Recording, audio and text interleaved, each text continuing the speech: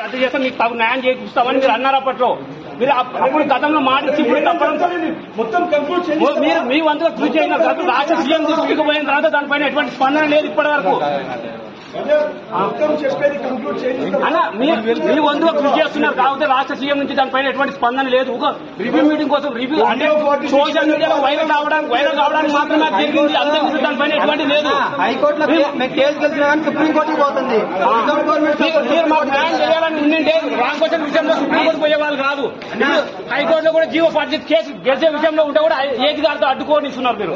మరి ఎక్కడ జరుగుతుంది న్యాయం? మాకు ఒక ఏజీ వచ్చి కోర్టులోకి వచ్చి జీవో 40 కేసు వాదిస్తున్నారు అంటే గవర్నమెంట్ సపోర్ట్ లేనిది ఒక ఏజీ గారు ఎట్లా ఇన్వాల్వ్మెంట్ అవుతారన్న చెప్పు. ర్యాంక్ క్వశ్చన్స్ కేసు కోర్టులో గెలిస్తే సుప్రీంకోర్టుకి పోయారు. గవర్నమెంట్ పైన నోటిఫికేషన్ మీద కేసు పడ్డప్పుడు ఎవరు రిప్రజెంట్ కాకుండా కేసు పోనీ అని చెప్పి అడ్వకేట్ రాకపోతే కేసు అంటే మీరు గతంలో ఉన్నప్పుడు మాకు న్యాయం చేస్తామని ఎట్లా హామీ చేయాలండి? మీరు ఎక్కడ చేస్తున్నారు? వాళ్ళని ట్రైనింగ్ పంపారు, మమ్మల్ని చేయట్లేదు. ఎక్కడ చేస్తున్నారు చెప్పండి.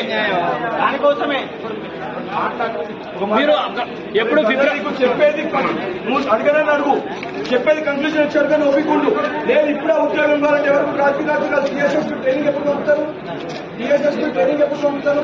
వాళ్ళకు కూడా రెడీ చేస్తున్నారు అన్న. వాళ్ళు కూడా పోతారు. వాళ్ళు పోయిన తర్వాత మేము ఏం చేయలేము.